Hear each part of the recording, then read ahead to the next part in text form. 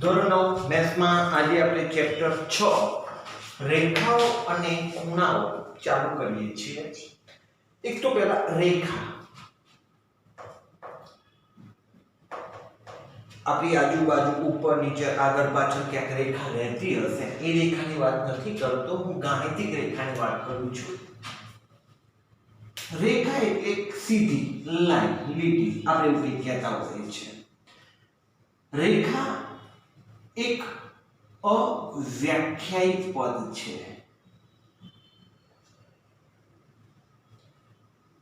રેખા પર કોઈ બે અંત્ય બિંદુઓ વાળો રેખાનો ભાગ, જેને કહેવાય રેખાખંડ। તો આપણા માટે રેખાખંડની વ્યાખ્યા બની રેખાખંડની વ્યાખ્યા બને છે બે અંત્ય બિંદુઓ વાળો રેખાનો ભાગ કે જેને રેખાખંડ કહે છે। દોસ્તો, AB રેખાખંડ, એને વાંચવું હોય તો રેખાખંડ AB। તમે AB રેખાખંડ લખો કે BA રેખાખંડ લખો, એક જ વસ્તુ છે। અને AB રેખાખંડ પણ વંચાય અને BA રેખાખંડ પણ વાંચી શકાય। હવે એના ઉપરથી કિરણની વ્યાખ્યા બનાવવાની છે। ચલો, આ એક રેખા છે। રેખા એક જ અંત્ય બિંદુ ધરાવતો રેખાનો ભાગ, એક જ અંત્ય બિંદુ, અહીંથી હવે આ બાજુ અનંત સુધી અંત્ય બિંદુ ધરાવતા, એટલે કે હવે આ બાજુ નહીં, કોઈ ગણવાનું નહીં, બી અંત્ય બિંદુ નથી, એ અંત્ય બિંદુ છે। તો એક જ અંત્ય બિંદુ ધરાવતો રેખાનો ભાગ કે જેને કિરણ કહે છે। AB કિરણ, તો આને વાંચવું હોય તો કિરણ AB કહીએ છીએ। આ AB કિરણ છે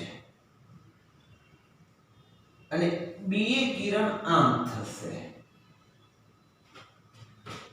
તો અહીં આપણે AB કિરણ બરાબર BA કિરણ કહી શકીએ નહીં। કેમ સાહેબ? તો AB કિરણમાં, આ જે AB કિરણ છે એમાં A અંત્ય બિંદુ છે, આ BA કિરણ છે એમાં B અંત્ય બિંદુ છે। એટલે BA કિરણ અને AB કિરણ બંને અલગ અલગ છે। રેખાખંડમાં તમે AB બરાબર BA કહી શકો, પણ કિરણમાં AB કિરણ બરાબર BA કિરણ કહી શકીએ નહીં। ચલો, હવે વાત આવે છે સમરેખ બિંદુઓ।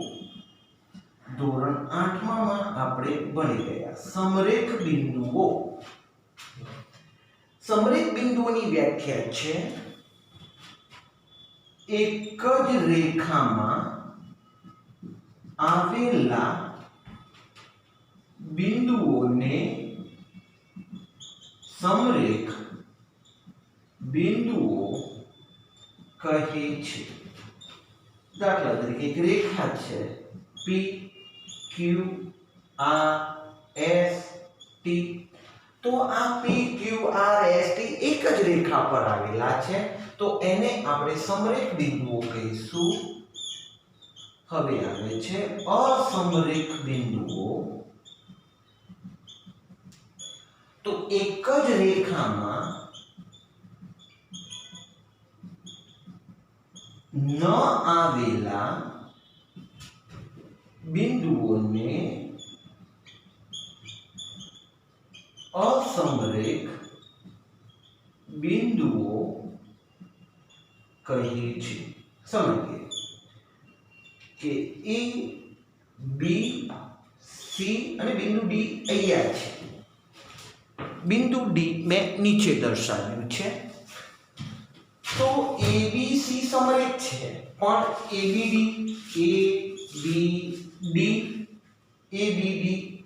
અસમરેખ.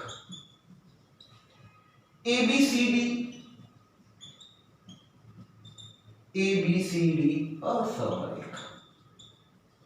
ટૂંકમાં એક જ રેખામાં આવેલા બિંદુઓને સમરેખ બિંદુઓ કહે છે અને એક જ રેખામાં ન આવેલા બિંદુઓને અસમરેખ બિંદુઓ કહે છે. તો આપણા માટે વ્યાખ્યા થઈ રેખાખંડ, કિરણ, સમરેખ બિંદુઓ, અસમરેખ બિંદુઓ. ફરીથી જોઈએ. બે અંત્ય બિંદુઓ વાળો રેખાનો ભાગ કેટલા?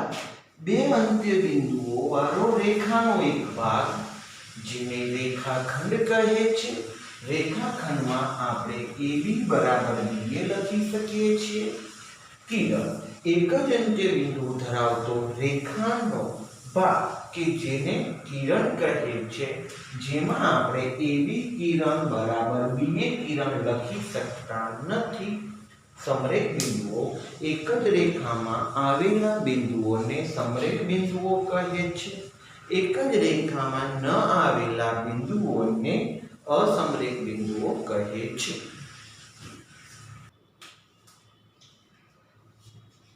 હવે ટોપિક છે ખૂણો. તમને એક સવાલ, શું આ ખૂણો છે? ના, મારે ના કહેવું. જો હું અહીંયા કિરણો દર્શાવું તો ખૂણો છે. એનો મતલબ એવો થયો, ખૂણો એટલે કિરણો અંદર આવેલા હશે. ઓકે, ધારો કે આ એક ખૂણો છે ABC. તો ખૂણામાં એક કિરણ BA કિરણ છે, બીજું BC કિરણ છે. યોગ એટલે કે ભેગા થઈને ખૂણો ABC બનાવે છે. તો પરીક્ષામાં એવું બી પૂછાય, ખૂણો ABC એટલે શું?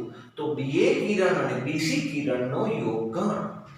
તો આપણે કિરણ ખૂણાની પહેલા વ્યાખ્યા લખીએ. ખૂણો એક જ ઉદ્ભવ બિંદુ વાળા. ચલો, આનું ઉદ્ભવ બિંદુ કયું? આ BA કિરણનું ઉદ્ભવ બિંદુ B. BC કિરણનું ઉદ્ભવ બિંદુ કયું? D. તો ખૂણાની વ્યાખ્યા એક જ ઉદ્ભવ બિંદુ વાળા બે કિરણોના યોગ ગણને, તમને આ શબ્દ અઘરો લાગશે તો બીજી વ્યાખ્યા પણ પછી બનાવો.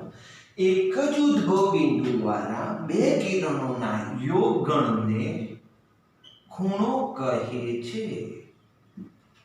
એને સાંકેતિક ભાષામાં આપણે આ રીતના લખીએ છીએ ABC. એને વાંચવું હોય તો ખૂણો ABC એમ વંચાય છે. અહીંયા યોગગણ એટલે ગણિતમાં એવો ટોપિક ભણવાના આવે છે. યોગગણ, છેદગણ, પૂરકગણ, સાર્વત્રિક ગણ આવે છે બધા. યોગગણ એટલે ટૂંકમાં ભેગું થવું, એને આપણે યોગગણ અત્યારે કહીએ છીએ. જ્યારે સામાન્ય ઉદ્ભવ બિંદુ વાળા, સામાન્ય ઉદ્ભવ બિંદુ મતલબ બંનેમાં કોમન છે, બી બિંદુ ઉદ્ભવ બિંદુ, એનાથી ખૂણો બને છે. હવે ખૂણાના પ્રકારો વિશે ચર્ચા કરીએ. પ્રકાર એક, લઘુકોણ. ચલો, ભણી ગયા ધોરણ 5, 6, 7, 8 માં જે ખૂણાનું માપ 0° અને 90° ની વચ્ચેનું માપ હોય તેવા ખૂણાને લઘુકોણ કહે છે. સારું, આકૃતિ બનાવીએ તો ABC આ ખૂણો છે 30 નો. તો આ એક લઘુકોણ બન્યો. તો લઘુકોણની વેલ્યુ જો કોઈ ખૂણો x લઘુ કોણ છે, ખૂણો છે 0° અને 90°, આપણે આ બંનેની વચ્ચેનું રાખીએ, આને આપણે લઘુ કોણ કહીશું. હવે વાત કરીએ આપણે કાટખૂણો. કાટકોણ કહીએ છે ને, કાટકોણ જે ખૂણાનું માપ 90° હોય તેવા ખૂણાને કાટકોણ કહીએ છે.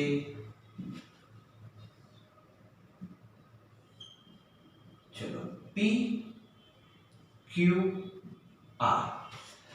કાટકોણ હોય ત્યાં બોક્સ બનાવવાની આદત પાડીશું આપણે. ધારો કે કોઈ આ ખૂણાનું માપ આપણે x લખીએ, x અંશ, પણ કેટલા હશે? x બરાબર 90, તો x = 90°. અહીંયા શું હતું? x ની વેલ્યુ 0 અને 90 ની વચ્ચેની કીધેલી, તો લઘુ કોણ. પણ ફિક્સ ફાઇનલ 90 હોય તો એને આપણે કાટકોણ કહીશું. હવે વાત કરીએ ગુરુકોણ.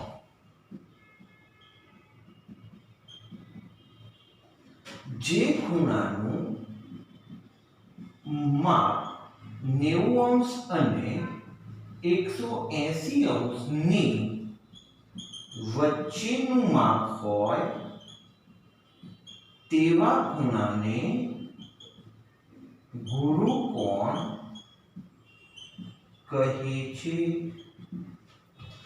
ગુરુકોણ ખૂણો આ રીતનો દેખાતો હોય, P Q R નામ આપ્યું.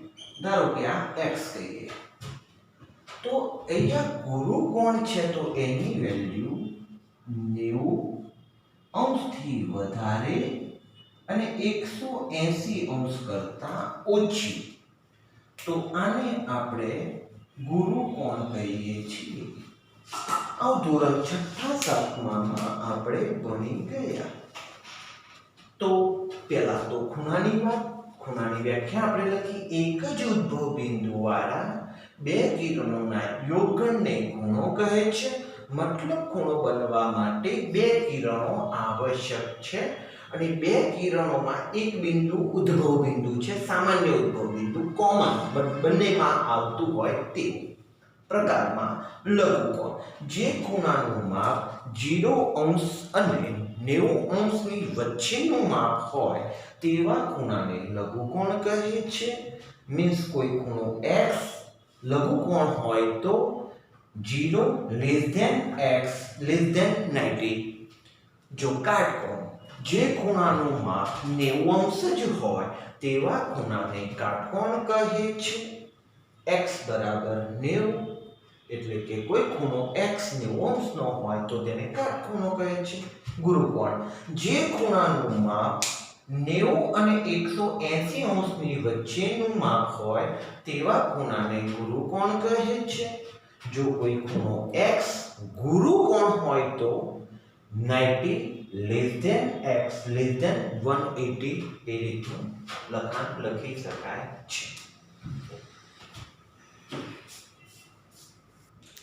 આપણે ખૂણાના પ્રકારો ભણ્યા.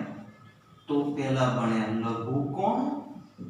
તો લઘુકોણમાં લખ્યું 0 અહીંયા 90 લખ્યું. પછી ભણ્યા કાટકોણ. ધારો કે એમાં ખૂણો y છે તો y બરાબર 90°. પછી વાત કરી ગુરુકોણ, તો એમાં થશે 90, કોઈ z ખૂણાનું નામ z આપીએ, z 180°. હવે ત્રીજો એક પ્રકાર લખીએ છે સરળ કોણ.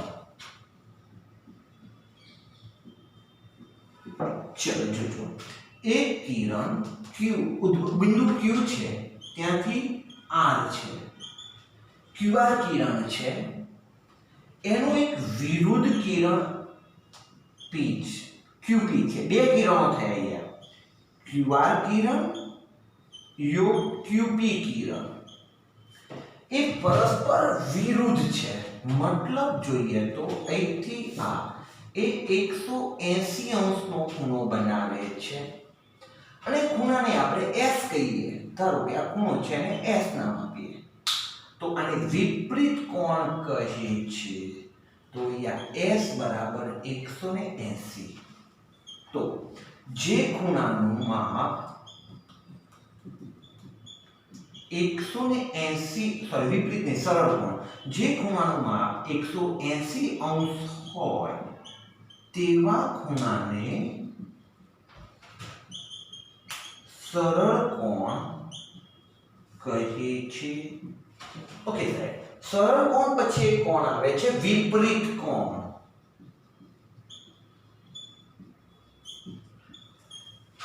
વિપરીત કોણ જેને ઇંગ્લિશમાં કહે છે રિફ્લેક્સ એંગલ. ચલો જોજો સમજીએ કે ખૂણા માટે અહીંયા આપણે બી બિંદુ, અહીંયા સી બિંદુ અને અહીંયા ખૂણો એ છે, અહીંયા બી એ કિરણ નામ છે. આપણે અહીંથી આ ખૂણાને કોઈ નામ આપીએ કે બી x નામ આપીએ. તો આ ખૂણાનું માપ 180 કરતા વધારે છે અને 360 કરતા ઓછું છે તો એને વિપરીત કોણ કહીશું. આની વાત નથી કરતો, આ અંદરના કોણે અહીંથી આમ લેવાની વાત કરું છું. ટૂંકમાં કેવું થયું તો સમજીએ. તો આ થયું લઘુકોણ, આ લઘુકોણ, આ થયું કાટકોણ, આ થયું ગુરુકોણ, આ થયું સરળ કોણ. હવે આમ જશે એટલે આ બની ગયો વિપરીત કોણ. તો જે ખૂણાનું માપ 180 અંશ અને 360 અંશની વચ્ચેનું માપ હોય તેવા રેખાખંડને તેવા ખૂણાને વિપરીત કોણ એટલે કે રિફ્લેક્ટેડ એંગલ, રિફ્લેક્સ એંગલ તરીકે ઓળખવામાં આવે છે. સારું, હવે એક શબ્દ સમજીએ, કોટી કોણ અને પૂરક કોણ. કાટકોણ ને પણ કોટી કોણ. બીજું એક શબ્દ છે ભાઈ પૂરક કોણ. કોટી કોણ. હવે કોટી કોણ એટલે બે જણની જોડ છે. એવા બે ખૂણાઓ કે જેમના ખૂણાના માપનો સરવાળો 90 અંશ થાય તો તે બે ખૂણાઓને એકબીજાના કોટિકોણ કહે છે. કોટિકોણ એટલે એમાં બે કોટિકોણની જોડના ખૂણા, એવો આખો એક શબ્દ છે પણ આપણે કોટિકોણ કહીએ છીએ. તો કોટિકોણની વ્યાખ્યા બે ખૂણાઓના માપનો સરવાળો 90 અંશ થાય તે બે ખૂણાઓને એકબીજાના કોટિકોણ કહે છે. સમજીએ, એક ખૂણો x ધારો કે 30 નો છે, ખૂણો y બરાબર 60 છે, તો બંનેનો સરવાળો 90 થાય છે. તો x અને y ને એકબીજાના કોટિકોણ કહે છે. કોટિકોણની જોડના ખૂણા કહે છે પૂરક કોણ. એમાં પણ બે ખૂણાઓની જોડ છે. જે બે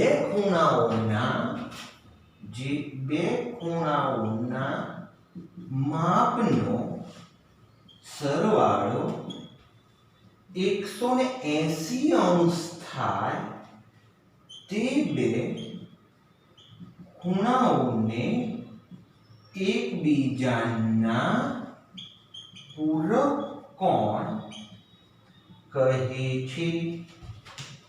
ચલો જોઈએ. એક ખૂણો P છે જેની વેલ્યુ 30 અંશ છે અને ખૂણો Q છે એની વેલ્યુ 150 અંશ છે. તો 30 + 150 એટલે 180 થાય છે. તો P અને Q ને એકબીજાના પૂરક કોણની જોડના ખૂણા કહે છે. આપણે ફરીથી જોઈ લઈએ તો અહીંયા આપણે ભણ્યા સરળ કોણ. સરળ કોણ એટલે કે જે ખૂણાનું માપ 180 અંશ હોય તે ખૂણાને સરળ કોણ કહે છે. પછી ભણ્યા આપણે વિપરીત કોણ રિફ્લેક્સ એંગલ. જે ખૂણાનું માપ 180 અને 360 અંશની વચ્ચેનું માપ હોય તેવા ખૂણાને વિપરીત કોણ કહે છે. કોટી કોણની વ્યાખ્યા ભણ્યા. કોટી કોણ એટલે બે ખૂણાઓની જોડ છે, પણ એવા બે ખૂણાઓ કે જેમના ખૂણાઓના માપનો સરવાળો 90 અંશ થાય તે બે ખૂણાઓને એકબીજાના કોટી કોણ કહે છે. પૂરક કોણ તો એમાં પણ બે ખૂણાઓની જોડ છે, તો જે બે ખૂણાઓના માપનો સરવાળો 180 અંશ થાય તે બે ખૂણાઓને એકબીજાના પૂરક કોણ કહે છે. હવે આપણે વ્યાખ્યા ભણવાની છે આસન્ન કોણ અને ખૂણાઓની રેખિક જોડ. હું એક ખૂણો દોરું છું અને અહીંયા આ રીતના દર્શાવું છું. ધારો કે હું આને આ રીતના પણ દર્શાવી શકું. અહીંયા આ બિંદુ છે એ બંનેમાં આ એક ખૂણો અને આ ખૂણાનું એક સામાન્ય ઉદ્ભવ બિંદુ છે. હું અહીંયા નામ આપું છું A, B, C અને D. તો આ એક ખૂણો ABD અને DBC આ ખૂણો બંને એકબીજાના આસન્ન કોણ કહેવાય. તો આસન્ન કોણની આપણે વ્યાખ્યા લખીશું. જે બે ખૂણાઓનું ABD DBC એનું જો બે ખૂણાઓનું શિરોબિંદુ એક જ હોય, એક જ છે શિરોબિંદુ કયું છે B છે, એક ભુજ એક જ હોય, એક ભુજ સામાન્ય હોય. કઈ ભુજ સામાન્ય છે BD? ABD માં BD આવે છે અને DBC માં પણ BD આવે છે. આ ભુજ જે છે બંનેમાં છે સામાન્ય છે. જો બે ખૂણાઓનું શિરોબિંદુ એક જ હોય અલ્પવિરામ, એક ભુજ સામાન્ય હોય BD સામાન્ય છે અને બાકીની બે ભુજાઓ કઈ BA ભુજા અને BC ભુજા. ભુજ એટલે ખૂણાનો ભાગ, કિરણ જેને આપણે કીધું હતું, અને બાકીની બે ભુજાઓ સામાન્ય હોય અને બાકીની બે ભુજાઓ સામાન્ય ન હોય અને તે સામાન્ય ભુજની બે બાજુએ આવેલી હોય, સામસામેની બાજુએ આવેલી હોય અને તે સામાન્ય ભુજની જુદી જુદી બાજુએ આવેલી હોય તેવા ખૂણાઓને એકબીજાના આસન્ન કોણ કહે છે. ચલો એક ખૂણો કયો ABD, બીજો ખૂણો કયો DBC, સામાન્ય શિરોબિંદુ કયું B, સામાન્ય ભુજા કઈ BD. ઓકે, તો બે ખૂણા બની ગયા. એક ABD, બીજો ખૂણો બન્યો DBC. એ બંનેનો સરવાળો કરતા મૂળ ખૂણો ABC મળે છે. તો આવા આસન્ન કોણ હોય તો આપણે સૂત્ર લખીએ છીએ ABD પ્લસ DBC બરાબર ખૂણો ABC. ફરીથી આપણે વ્યાખ્યા જોઈએ. જે બે ખૂણાઓનો આ બે ખૂણાઓ છે એમાં એક ભુજ શિરોબિંદુ એક જ B, એક ભુજ સામાન્ય BD અને બાકીની બે ભુજાઓ સામાન્ય ન હોય અને તે ક્યાં આવેલી હોય? સામાન્ય ભુજની જુદી જુદી બાજુએ આવેલી હોય તેવા ખૂણાઓને આસન્ન કોણ કહે છે. આસન્ન કોણ પ્રમાણે સૂત્ર બનશે ABD વત્તા DBC બરાબર ABC. એ જ રીતના આપણે બીજી આકૃતિ બનાવી એમાં લખીએ x y z અને અહીંયા રાખીએ આપણે p. તો આના માટે કયું સૂત્ર વાપરી શકાય? તો આના માટે આપણે સૂત્ર વાપરીશું ખૂણો XYP વત્તા ખૂણો PYZ બરાબર ખૂણો XYZ. તો આ આસન્ન કોણની સમજ થઈ. હવે આપણે જઈ રહ્યા છે રૈખિક જોડના ખૂણા. રૈખિક જોડ એટલે તમે જાણો છો કે 180 કંઈક એવું આવતું હતું. તો રૈખિક જોડ માટે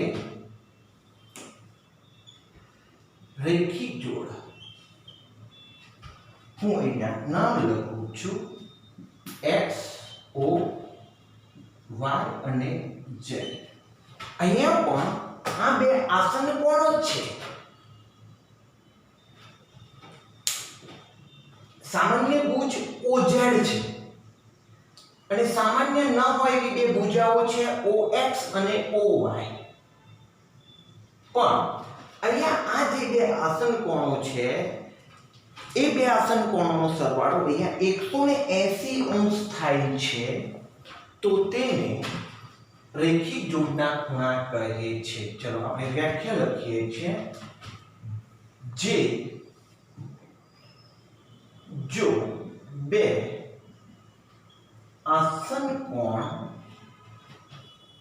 ના સામાન્ય ભુજ ન હોય તેવા ભુજ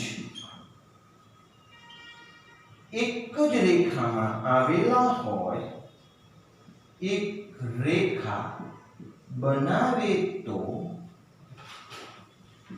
તેવા ખૂણાઓની જોડને રૈખિક જોડના ખૂણા કહે છે. સમજીએ. એ બે આસન્ન કોણ જ છે પણ એમાં સામાન્ય ન હોય તેવી ભુજાઓ. સામાન્ય ભુજા કઈ છે? OZ. ઓકે.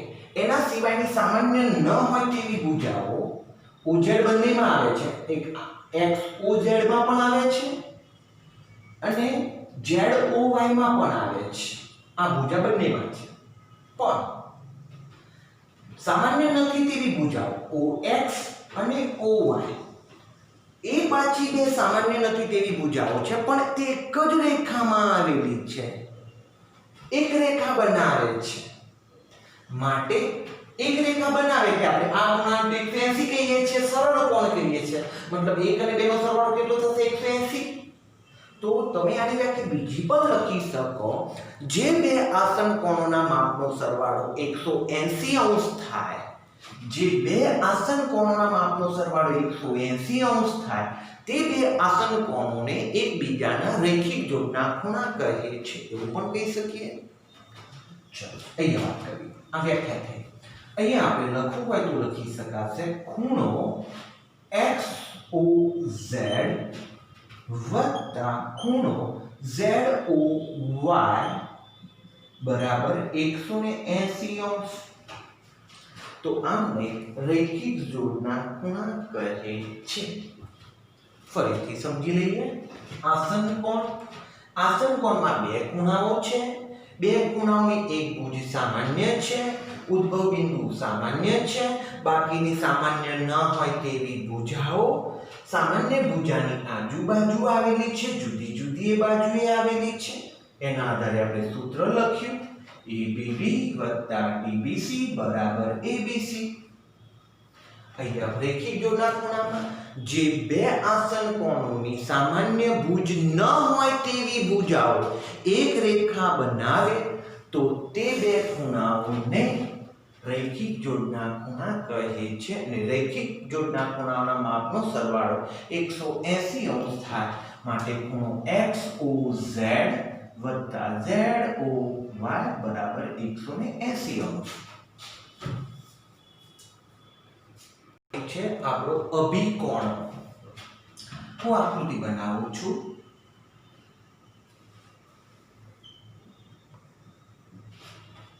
અહીંયા તમને એવું લાગતું હશે બે રેખાઓ એકબીજાને છેદે છે. શું કે A C B અને અહીંયા D O. આપણે ખૂણો વિચારીએ A BC A BC D. આપણે ખૂણો વિચારીએ, આ ખૂણો વિચારીએ અને આ ખૂણો વિચારીએ, 1 અને 2. તો જુઓ આમ ખૂણો ABC AOB છે, તો એની સામે જે નીચે જે બને છે એ આ રીતનો છે. મેં થોડું ડિસ્ટન્સ પાડ્યું છે, ત્યાં C અહીંયા D લીધું છે, સોરી અહીંયા D છે, અહીંયા C છે. એટલે અભિકોણમાં પણ બે ખૂણાઓ છે, પણ એ ખૂણાઓમાં શું છે કે એક તો ઉદ્ભવ બિંદુ સામાન્ય છે, AOB નું ઉદ્ભવ બિંદુ O અને COD નું ઉદ્ભવ બિંદુ પણ O. બીજી વાત, આ જે OA કિરણ છે એની સામે જ OC કિરણ છે. મતલબ એ રેખા બનાવે છે. બીજી ભુજ OB છે એને વિરુદ્ધ બાજુએ OD પણ એક રેખા જ બનાવે છે. OA અને અહીંયા C OC એક જ રેખા બનાવે છે. OB તો OB અને OD એક જ રેખા બનાવે છે. માટે આ ખૂણાઓને અભિકોણની જોડના ખૂણા કહે છે, 1 અને 2. તો કોણ કોણ અભિકોણો બને? AOB અને COD. ચલો હવે આપણે એની વ્યાખ્યા લખીએ.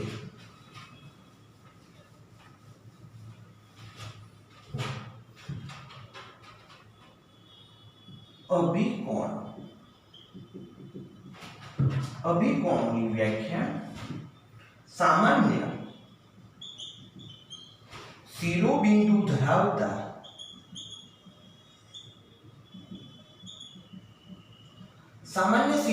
ધરાવે છે. AOB અને COD નું સામાન્ય શિરોબિંદુ O છે. ધરાવતા બે ખૂણાઓમાં જો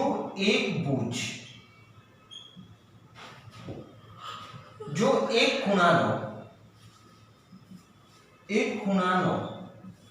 આ ખૂણો છે તો બી એનો દરેક ભુજ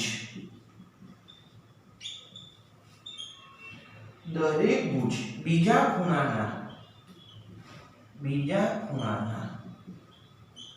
ભુજ સાથે રેખા બનાવતો હોય,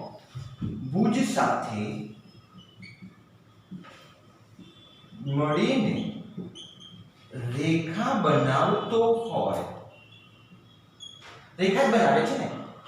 OA ભુજ OC સાથે રેખા બનાવે છે, OB ભુજ OD સાથે રેખા બનાવતો હોય તેવા ખૂણાઓને